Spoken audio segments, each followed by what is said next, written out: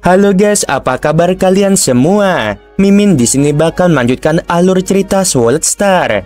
Disclaimer dulu bahwa kemungkinan besar ada perbedaan antara novel dan versi Donghuanya, tapi alur cerita utamanya tetap sama. Jadi tanpa ragu, Mimin akan membawakan alur ceritanya. Oke guys, ada Saweria dari Bang Bagogo ngasih emot jempol ya. Siap, makasih banyak Bang. Dari siapa aja boleh. Katanya udah hampir tamat ya Min, kurang berapa video lagi? Kira-kira sih 50-an episode atau 50 video ya. Dari Tony, katanya semangat Min, makasih banyak Bang supportnya. Ada juga dari Bang Azarnas, ini orang dari Banjarmasin ya. Katanya sehat selalu, amin. Makasih banyak ya semua dukungan dari kalian. Semoga sehat selalu dan lancar rezekinya. Amin. Yuk kita langsung pada video terbaru. Lebih dari 400 makhluk agung dari Aliansi Kebebasan berkumpul di pusat aliansi yang luas. Ruangan itu dipenuhi dengan kehadiran Universe Master dari berbagai ras yang masing-masing memiliki kekuatan luar biasa.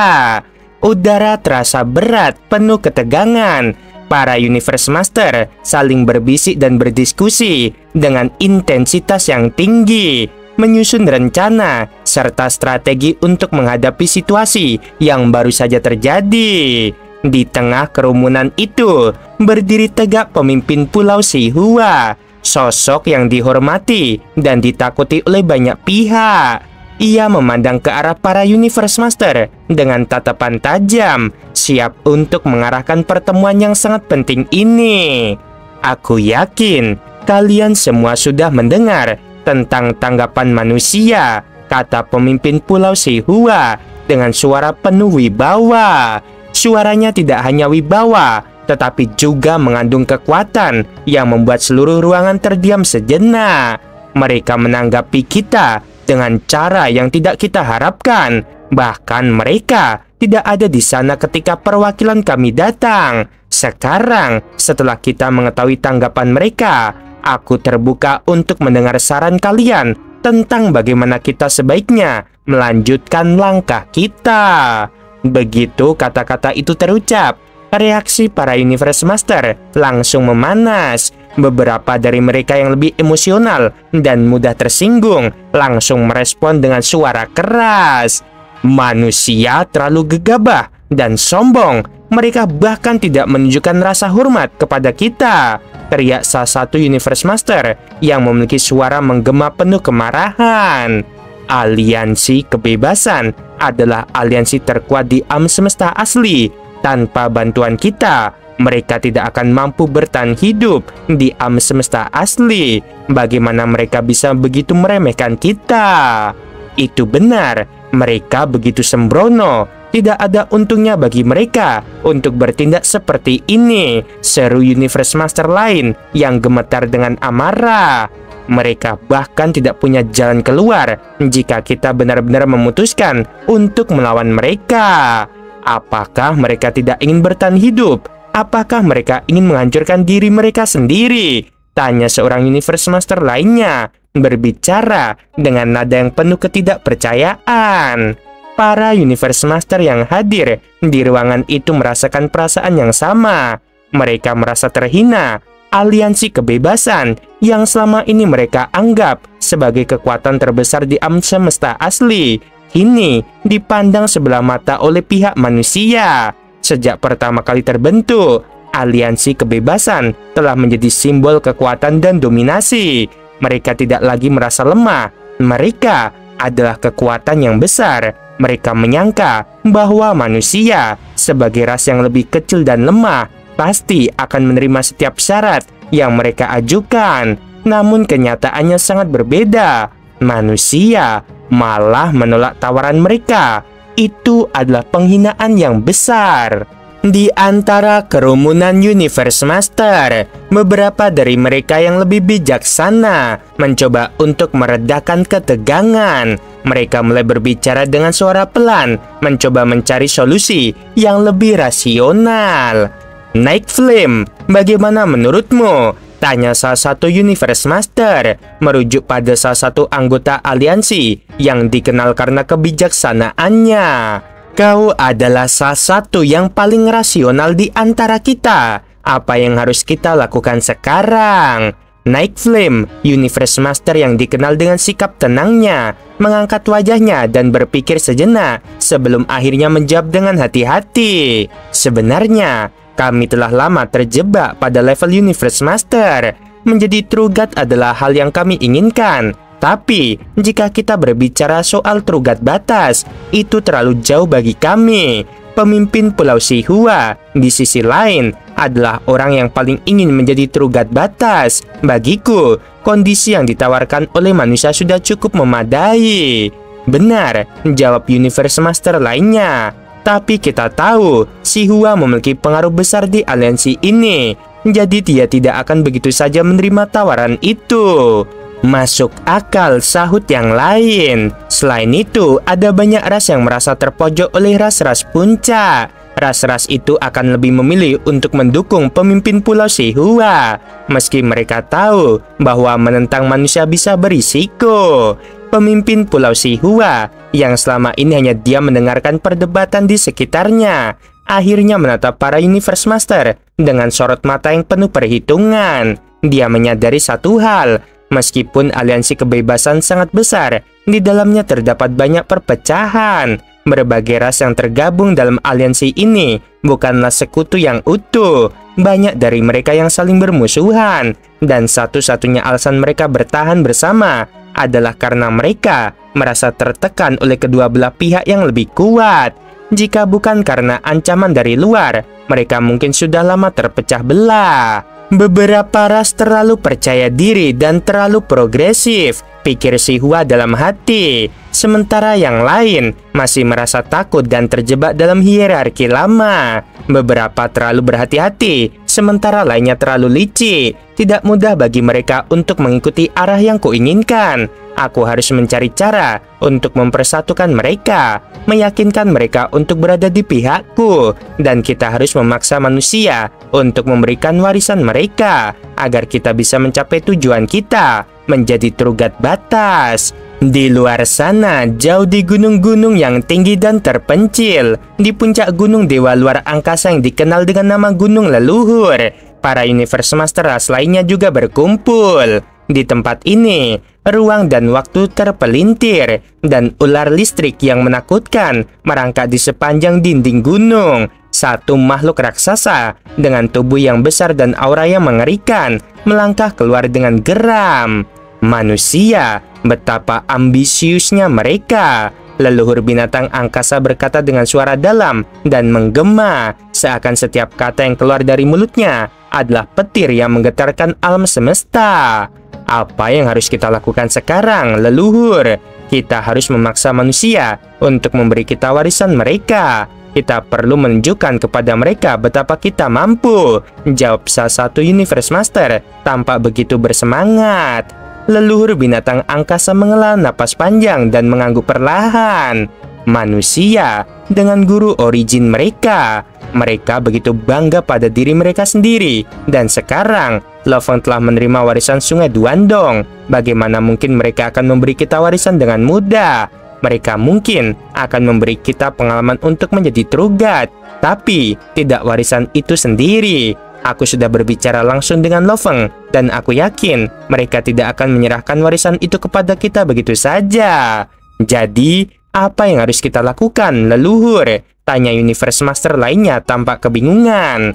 Kita tidak bisa membiarkan mereka lepas begitu saja. Leluhur binatang angkasa berkata dengan suara penuh ancaman. Kita harus menunggu kesempatan. Ketika manusia semakin terpojok, mereka akan panik. Jika mereka masih menolak memberi kita warisan saat itu, kita akan bersatu dan memperburuk keadaan mereka.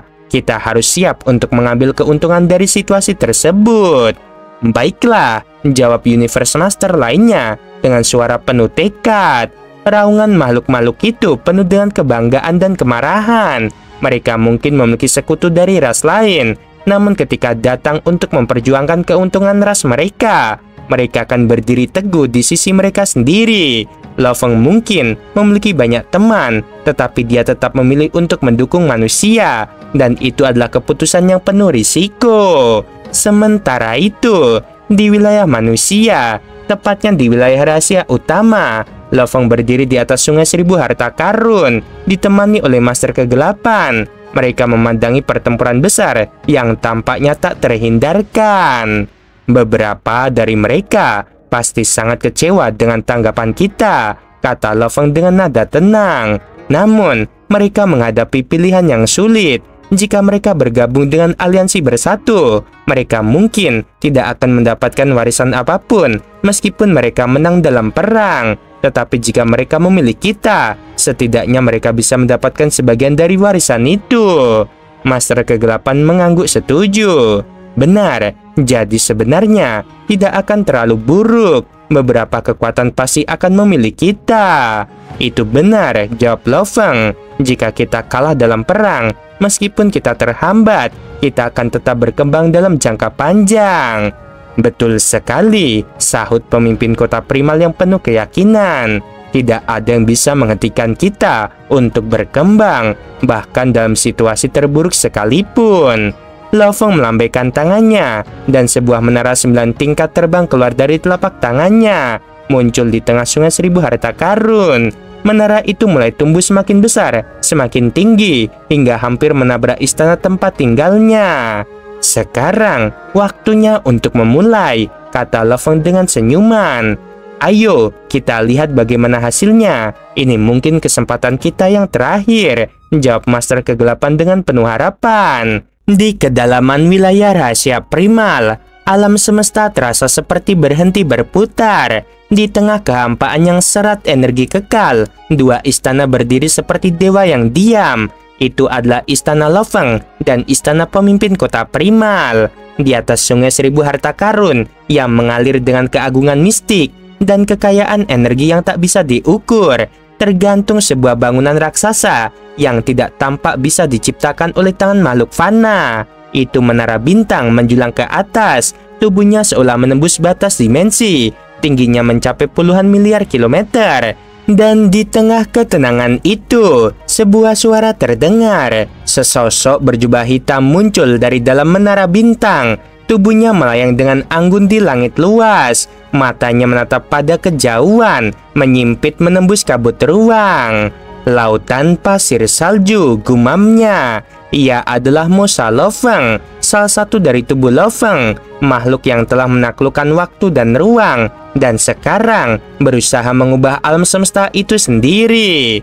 Tanpa membuang waktu, dia mengaktifkan kendali. Lautan pasir salju, entitas energi dingin tak terbatas mulai bergerak. Hamparan pasir kristal putih menyapu angkasa dan menyelimuti area sekitar 10 miliar kilometer. Istana Loveng dan sebagian dari pangkalan menara bintang ikut terselimuti dalam badai putih dingin yang menyilaukan. Tiba-tiba dari dalam istana, ledakan suara bergema. Air menyembur dengan dahsyat, melesat seperti naga langit dari kedalaman. Itu adalah tubuh lautan milik Loveng. Kolom airnya memiliki diameter 100.000 km, mengalir dengan kecepatan hampir menyamai cahaya, meluncur menuju menara bintang. Pintu samping yang terletak di dasar menara terbuka. Ukurannya luar biasa, 1 miliar kilometer tingginya, cukup untuk menampung kolom air itu tanpa hambatan. Mosa Loveng mengerutkan alis, pikirannya berpacu. Kolom ini cepat, tapi untuk memindahkan seluruh samudra tidak cukup cepat. Samudra ini begitu besar. Tubuh Mosa tetap di tanah inti, sementara tubuh asli Loveng berada di negara dewa, membangun sesuatu yang tidak pernah dilakukan oleh siapapun sebelumnya, yaitu membuat jutaan jalur teleportasi negara dewa. Lorong demi lorong dibangun di halaman istananya. Sebagian besar memiliki diameter 1 juta kilometer, beberapa bahkan hanya puluhan ribu, agar efisien dan tidak memakan terlalu banyak energi. Tapi ini, Loveng dengan kekayaan dan kekuasaan luar biasa, membangun 1 juta lorong sekalipun hanyalah latihan bagi kemampuannya. Bangun, perbaiki, bangun lagi, perintah Mosa Lo-Feng. Lorong-lorong itu menjulur ke berbagai arah, seperti pembuluh darah di tubuh raksasa. Jalur demi jalur terbuka, stabil, dan siap menyalurkan air dari tubuh lautan langsung ke dalam menara bintang. Kolom air menyembur terus-menerus, beberapa setebal gunung, yang lain setipis jarum, tetapi semuanya mengalir ke satu tempat, yaitu menara bintang, yang kini harus diperluas ke segala arah. Dalam waktu singkat, tingginya melebihi ratusan miliar kilometer. Tapi kerja kerasnya tidak sia-sia. Dalam 3 hari, seluruh samudera terpencil yang tak berujung berhasil dipindahkan. Suatu prestasi yang bahkan Trugat pun belum tentu bisa menirunya. Di ruang besar yang terpisah di dalam menara bintang, air dari samudera terpencil mengalir tenang namun penuh tekanan. Di sana berdiri 4 tokoh puncak manusia, yaitu Lo-Feng, Master Kegelapan, pemimpin kota primal, dan Master Penggong. Master Kegelapan menatap air dengan sorot penuh kekaguman. "Aku menganggap diriku telah melihat segalanya," katanya pelan. "Tapi kali ini, 3 hari terakhir, samudera terpencil ini sungguh luar biasa. Bahkan dengan lorong berdiameter 10.000 km, bisa butuh ratusan tahun untuk mengangkut semuanya." Pemimpin kota primal tertawa kecil. "Sekarang kau tahu mengapa samudera 9 keterpencilan milik Master 9 keterpencilan dianggap sebanding dengan harta sejati tertinggi." Master Penggong menatap penuh iri.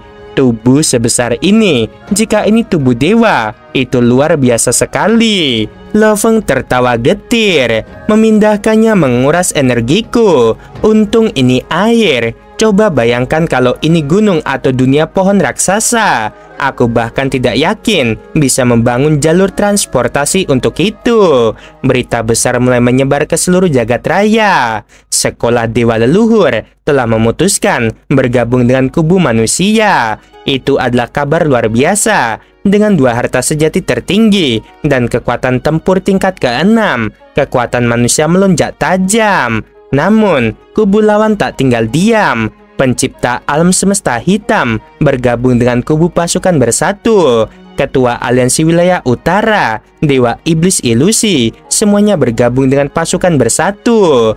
Perang besar semesta asli semakin dekat. Tepat pusat perhatian tertuju pada satu hal, keputusan dari Aliansi Kebebasan. Di dalamnya terjadi pertikaian hebat. Sebagian ingin mendukung manusia demi bimbingan teknik kultivasi menuju puncak, tapi sebagian lain dipimpin oleh pemimpin Pulau Seihua memilih untuk menekan manusia agar menyerah pada tuntutan mereka. Bulan ketiga sejak samudera terpencil masuk ke menara bintang. Saat itu, pemimpin kota primal datang membawa pesan. Lo-Feng datanglah ke bumi. Pemimpin Pulau Seihua telah tiba. Dia datang sendirian. Lo-Feng langsung mengernyit. Pemimpin kota primal mengangguk. Dia hanya mewakili dirinya sendiri. Mungkin dia mulai condong pada pihak kita, tapi dia tidak ingin diketahui oleh makhluk besar lain yang sekarang berkumpul di wilayah rahasia. Karena itulah, tempat pertemuan kita adalah di bumi. Lo-Feng mengangguk pelan. "Baiklah, aku akan pergi menemuinya." Dalam diam, ia tahu pertemuan ini bisa menjadi penentu arah aliansi, penentu kekuatan, dan penentu takdir umat manusia. Kehidupan di bumi tetap damai, seolah-olah hiruk pikuk perang besar yang mengguncang 2 kekuatan utama di alam semesta hanyalah bisikan jauh yang tak pernah menjamah planet biru ini.